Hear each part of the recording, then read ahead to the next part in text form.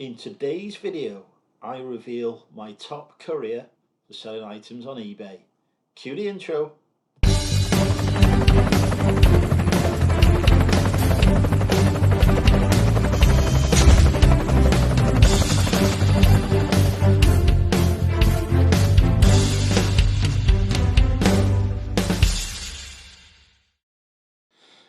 Hi folks, and welcome to the video. For those of you new to the channel, my name is Andrew. I'm a part-time eBay and Amazon reseller, turning over thousands of pounds each month, having been doing eBay for a number of years and having just started on Amazon this year. Having that background of having sold for years and years, great TV series by the way, written by Russell T Davies, if you ever get the chance to watch that. But yeah, having got that background for years, I've used quite a few different couriers to ship my items to customers. Some with good success, some with not so good success. Today on this video, I thought I would focus on the budget couriers, as I term them, the likes of Every, Yodel, etc., and discuss some of the strengths and weaknesses of them, giving my top four that I use, and discussing why I do or don't use each of those four, with the conclusion being the best courier that I personally use and have found to be the best for me.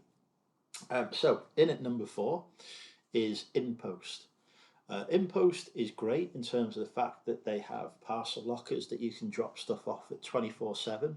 So if you've got to get that order dispatched before midnight and it's gone 11 o'clock at night, then InPost can be great because you can literally rock up there, and as long as the locker isn't full, you can drop something off and get that tracking showing that the item has been dropped off before that midday shipping deadline. They don't actually ship the items themselves, they subcontract. They used to use Every, they then switched to Yodel, and I believe currently they subcontract to Royal Mail. And it's that subcontracting that can throw up issues, to be honest, with InPost, and that puts them in at number 4 rather than higher up the list. So with Every, they were okay, subject to the same issues that Every are always subject to, which I'll come on to when I discuss Every. But by and large, if you drop something off, it would more often than not reach the customer.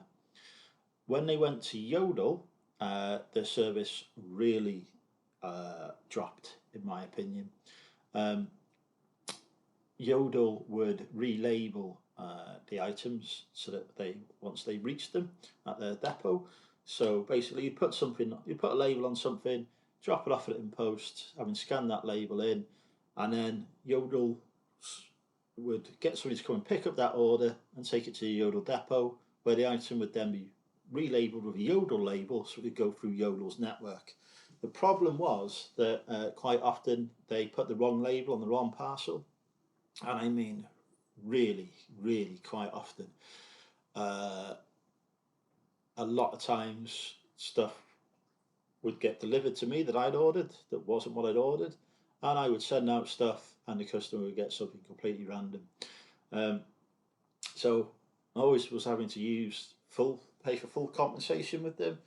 I used them because literally there was like an InPost locker, like a 5-minute walk from my house.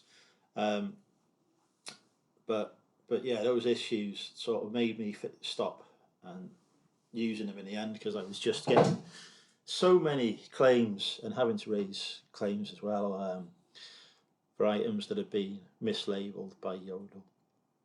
I wasn't the only one experiencing this, so it looks like InPost had a lot of feedback. One good thing about InPost is you can actually ring them and speak to a human being. Their phone number is plastered all over their lockers. And if you ring during the day, during working hours, you can usually get a UK-based call centre,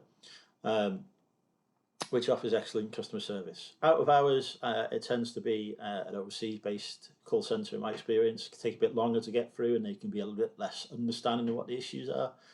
But from a customer service perspective, they're not actually that bad, and certainly offer better customer service than the other couriers that I've dealt with. But yeah, that issue with them losing sort of mislabeling parcels, maybe stop using them. I believe they now have switched to Royal Mail. There are occasions when I use an in-post locker, usually those times where I've got a parcel to get shipped out and there's nowhere else open to drop it off before midnight. And I've noticed that they now have Royal Mail labels on. So I believe they switched to Royal Mail. However, the prices are more expensive than Royal Mail. So effectively, you'd pay more. They used to be very cheap courier. They used to be the cheapest, in fact. But now, of the cheap couriers, I'd say they're the most expensive. One advantage, though, is because they are now using Royal Mail to fulfill, is that they have full reach over the UK. So if you get an item that's sold somewhere in a remote part of Scotland, for example, InPost will be able to get it to that destination for you, whereas other couriers might not be able to, or will charge a lot more of a premium to do so. Okay, so that is InPost at number 4 because they're more expensive, basically. In at number 3 is Every, or the company formerly known as Hermes. Every is a very reasonably priced courier.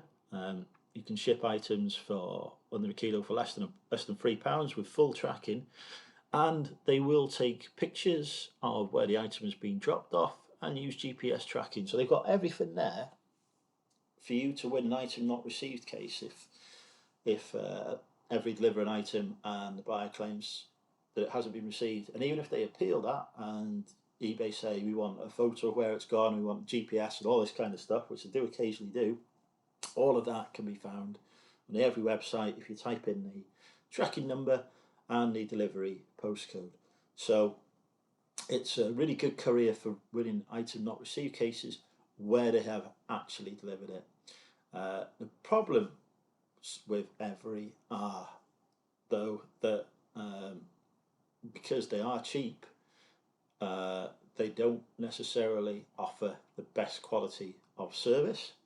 I believe most of the delivery drivers operate on a self-employed basis, have very strict targets to meet, and so will play knock and run a lot, and literally driving from place to place, often in some kind of clapped out car that doesn't look like it's MOT worthy. But yeah, so your parcels don't necessarily get the best care when they are being delivered by individuals of that nature, because of the pressure that they're under. I'm not knocking them in any way, but it does mean that if you were sending a breakable item, you might want to think twice about using Every to do it.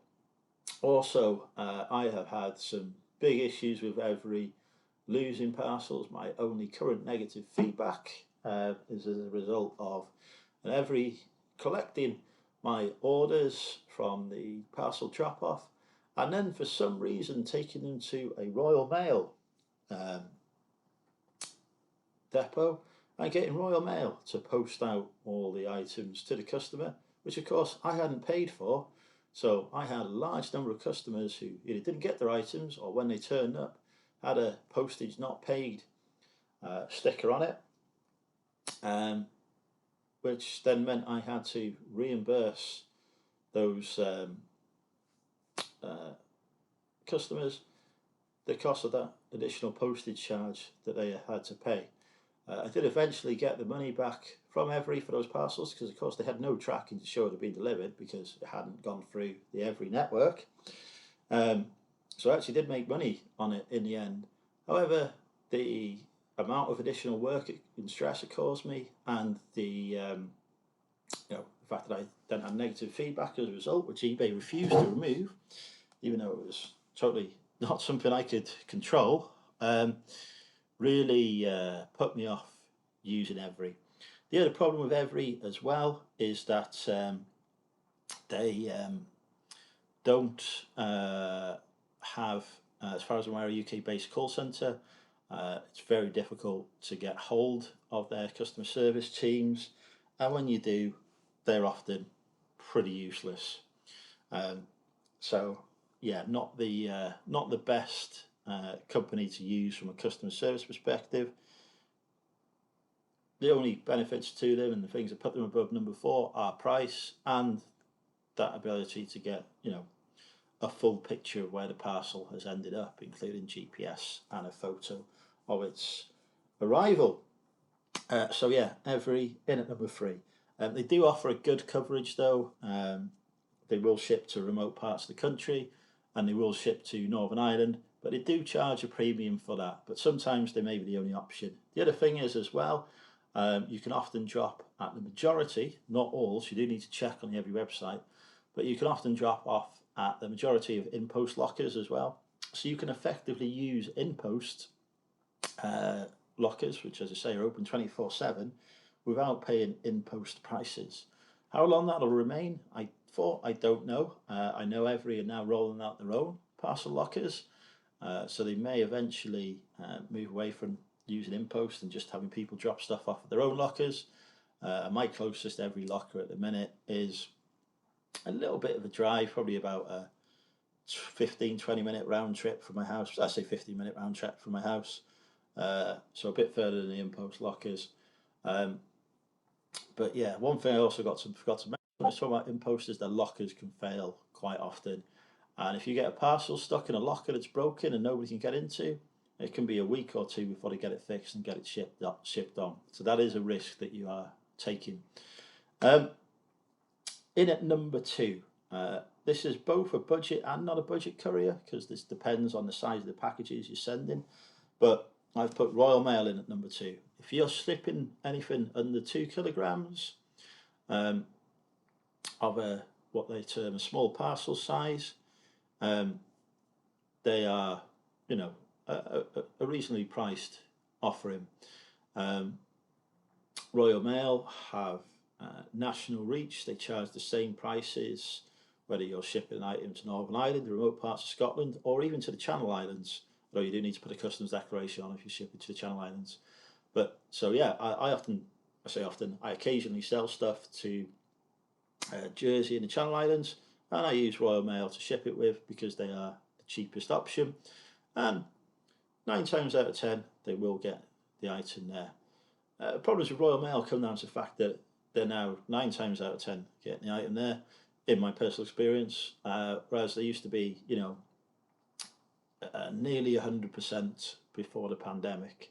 But the service standards have dropped. There's been ongoing issues with strike action, rumours of takeovers, and all sorts of stuff going on, which I'm sure has adversely affected the staff morale there. Obviously, Royal Mail have had to bring in agency staff and all sorts who aren't as professional as the more committed Royal Mail employees. So there are some brilliant people working for Royal Mail, but then they often bring in temporary staff who perhaps are not as brilliant. So yeah, I do find a lot more parcels going missing. They also used to be really good before the pandemic because if they couldn't deliver an item because there was no lock on the door, etc., it would get taken to the sorting office, and that would count as delivery made as well from an eBay perspective, even if the buyer didn't go to the sorting office to collect it. And it meant that item was in a nice, secure location as well. These days, they will, and my postman in particular was really bad for this. So much so I've made so many complaints to Royal Mail about it. They will knock at the door, not even wait for you to answer it, and leave it in some random location on your property for you to figure out. Or this postman in particular will, although I am finding that others seem to be doing this as well now, whereas they didn't in the past. So that degradation in service has meant that in the past they were my top choice for deliveries, but they no longer are because I'm experiencing too many issues and their compensation process is not fun. And it's seemingly on a whim sometimes they will compensate you in full for an item that's been lost, and other times they will just send you some stamps to the value of the postage, and it just seems totally random as to what they do. So yeah, customer service is good though. You can always get hold of them through various different routes, including social media. they're always willing to help out with any issues. Every time I've spoken to them, apart from trying to get compensation out of them, they've been offering really good service, and the fact that they offer that good level of customer service when there is an issue, and the fact that they do offer full UK-wide coverage for one universal price, does put them in number 2 position. But the best courier, in my personal experience, is one that may surprise many, but is actually Yodel. For years, I refused to use Yodel. They once lost a bed that I'd ordered, like a whole bed, and I had 2 or 3 months of not having a bed, thanks to Yodel. And the company who sold it as well were like, so we were just useless as well. It's just like, oh, wait and see if it turns up. It's like, well, it's been 2 months. And eventually ended up going into a store I bought it from and sorting out there because their call centre are useless. But yeah, that really put me off using Yodel. But post-pandemic, as I say, I was having some experience with some issues with Royal Mail, losing a lot more of my parcels than they had done in the past, and also going on strike at various times, meaning I had to use alternative services. So I started using Yodel's Collect Plus service to drop stuff off at the Yodel stores, at various different stores that Yodel offered drop off with. They are the cheapest courier. They have a web chat service, which is actually quite good. So if you ever have any issues, go on the web chat and they resolve it. Their compensation package used to be the cheapest as well. So if I wanted to upgrade the compensation of my package, it used to cost pennies. It isn't the cheapest anymore. They price match with every now, and the compensation is ridiculous. So I often take the risk now. But I ship well over 100 parcels a month with Yodel. Well over, probably about 200 parcels a month with Yodel. So, over a couple of thousand items a year. Touch wood, to this day, I think I've only had 2 items go missing. So their success rate is phenomenal compared to the other couriers at delivering stuff. So I use them for that reason. And I also use them because they're the cheapest as well. So not only are they the cheapest, but they're actually getting my items to the buyer. I've had, again, touch wood, no significant breakages with them. Although I do obviously pack items well, so I wouldn't expect them to break. So, I'm confident in shipping items with them. One issue I have had is that the parcel shops are not equipped to handle the volume of parcels that I drop off. So there is only one in Wrexham now that will take my parcels. But fortunately, here in Wrexham, we have a Yodel depot where I can drop the parcels off directly. They're open 10 till 6 during the day. So when I finish work, so any time after 4, I will go and drop off my parcels directly at the depot. The staff there are brilliant. They always look after me. I always give a fantastic service. If I have any problems, I can just speak to them about it and they will help sort it out for me as well.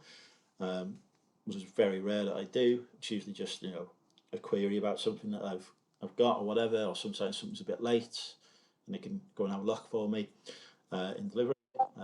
Sometimes they will be a bit late delivering. That's one thing with Yodel. They do take a bit longer than I would like. Other times they're just really quick, just into which part of the country it's in. I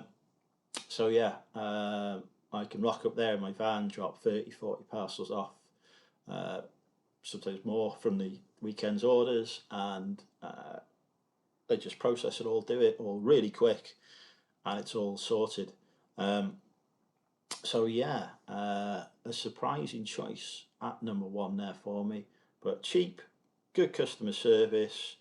They don't give as much detail on tracking as Every do, although if you speak to them on the web chat, they can often supply additional information for you if you need it to satisfy eBay on an item not received case. But they still offer a fully tracked service. And an additional bonus, the cost of shipping items to Northern Ireland with Yodel is the same as shipping to mainland UK. One disadvantage of Yodel is there are remote parts of Scotland that they don't cover, or if they do, they charge a lot more, so I don't use them for that. And obviously, if they want to ship to Channel Islands, that is not something that they offer, I believe, as part of their domestic service. So you would have to use Royal Mail for that. But overall, touch wood, so far, Yodel have been absolutely brilliant for me, and I'm fully behind them. Slight issue when I moved to starting in that there's no depot nearby there. I'm going to have to find a friendly parcel shop that can take volume, or if not, I probably will have to switch to using Royal Mail and or Every, probably Every, because they now take Every parcels at post offices. But yeah, I would definitely recommend Yodel as a courier of choice, especially if you've got a Yodel depot within reasonable travelling distance of you, and you can use them directly. It actually cuts off the delivery times as well, because it doesn't have to go from the parcel shop to the Yodel depot, so you can actually get your items out to customers quicker. Anyway, that is it from me. Those are my top 4 cheap couriers reviewed. I haven't included the likes of UPS, DHL, DPD, FedEx, etc., because they are a bit more expensive and probably a bit better suited to either next day delivery items you want to get out, or to larger, higher value items that you want good coverage from. But if there's interest, I will do a similar video on reviewing my experiences with those, although my experiences are a bit lower, and to be honest, most of the time I just use Parcel Force. But anyway, if you made it this far in the video, thank you so much for watching. Don't forget to hit that like button, because that really does help grow the channel. And I also like to get random comments from people who've made it this far in the chat. So we're going to go with Rosie as today's random comment. So if you've made it this far, comment Rosie below. It just encourages me to continue making content. Anyway, thanks for now. See you again on the next video. Bye for now.